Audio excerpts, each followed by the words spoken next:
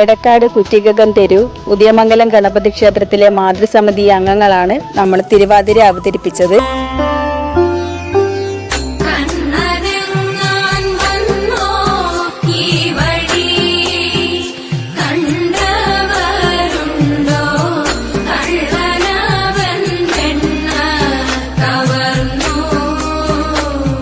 പന്ത്രണ്ട് വർഷമായി ഞങ്ങൾ തിരുവാതിര അവതരിപ്പിക്കുന്നു.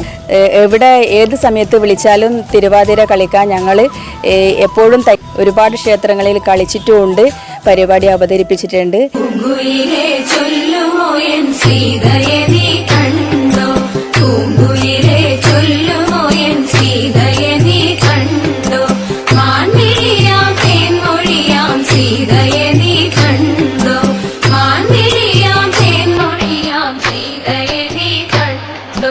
സിറ്റി ചാനലിലെ എല്ലാ പ്രേക്ഷകർക്കും ഓണാശംസകൾ.